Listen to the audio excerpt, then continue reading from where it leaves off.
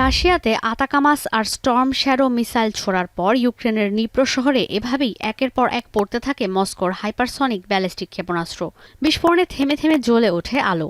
CCTV ফুটেজে দেখা যায় ক্ষতিগ্রস্ত ভবন।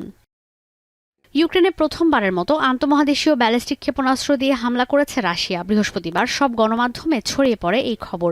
আইসিবিএম ক্ষেপণাস্ত্র পরমাণু হামলার জন্য ব্যবহৃত হওয়ায় অভিযোগ উঠতে থাকে। পরমাণু যুদ্ধ অবশেষে শুরুই করে ফেলেছেন পুতিন। যদিও পরবর্তীতে রুশ প্রেসিডেন্ট ভ্লাদিমির পুতিন নিজেই জানিয়েছেন আইসিবিএম নয়, ব্যালিস্টিক ক্ষেপণাস্ত্র দিয়ে হামলা করা হয়েছে ইউক্রেনে। এক বক্তব্যে তিনি জানান, পশ্চিমা সমরাস্ত্র দিয়ে রুশ ভূখণ্ডে হামলার জবাব দিতেই হাইপারসনিক ক্ষেপণাস্ত্র নিপ্রোতে ছুড়েছে মস্কো। নিজেদের মধ্যম পাল্লার নতুন মিসাইল ওরেনশিক বা হ্যাজেল ইউক্রেনে ছুড়ে সেটি পরীক্ষা করেছে বলেও স্বীকার করেছেন পুতিন। এ সময় পশ্চিমাদের হুমকি দিয়ে তিনি বলেন, রুশ ভূখণ্ডে পশ্চিমা সমরাস্ত্র দিয়ে যে কোনো আগ্রাসনের জবাব দেয়া হবে। Еще раз хочу особо подчеркнуть, что применение противником подобного оружия не в состоянии повлиять на ход боевых действий в зоне специальной военной операции.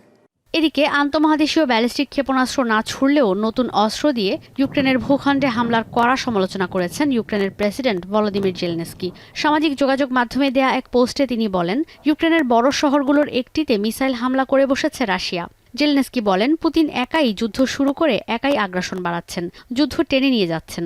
পুতিনকে থামাতে বিশ্ব সম্প্রদায়কে এখনই উদ্যোগ নেওয়ার আহ্বান জানান তিনি।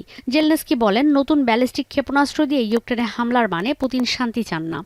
Швидкість, висота міжконтинентальної балістичної. Зараз тривають експертизи. Очевидно, що Путін використовує Україну як полігон.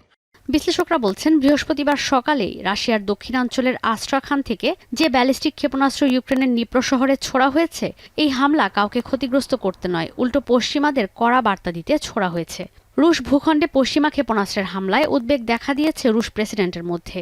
এখানে যেই মিসাইলকে ইন্টারমিডিয়েট ব্যালিস্টিক ক্ষেপণাস্ত্র বলা হচ্ছে, রেঞ্জ অনুযায়ী সেটিকে আন্তঃমহাদেশীয় ব্যালিস্টিক ক্ষেপণাস্ত্র বলা যায়। বুস্টার ছাড়া এই মিসাইলগুলোতে খুব বেশি পার্থক্য নেই, যে কারণে মধ্যম পাল্লার একটি ব্যালিস্টিক ক্ষেপণাস্ত্র দিয়েও করা যায় পরমাণু হামলা। ICBMs have a range greater than 5,500 kilometers.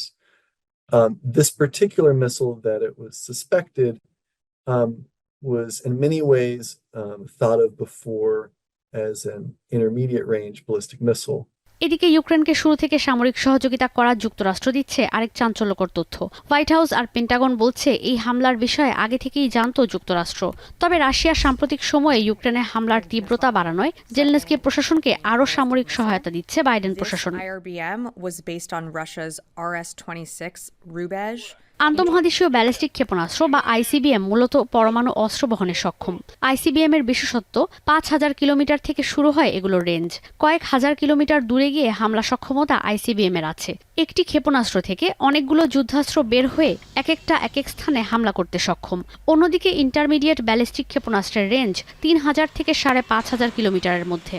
এই ক্ষেপণাস্ত্র দিয়েই ইউক্রেনের নিপ্রো শহরে হামলা করে রাশিয়া। সামরিক বিশ্লেষকরা বলছেন, গতানুগতিক সমরাস্ত্রের পাশাপাশি পরমাণু যুদ্ধাস্ত্র বহনে সক্ষম এই ক্ষেপণাস্ত্রগুলো। ঈশিতা ব্রহ্ম, এখন বিশ্ব। মাঠের অলরাউন্ডার আমি, আর ঘরের allrounder Tilex. Tilex toilet cleaner, clean মানেই টাইলক্স।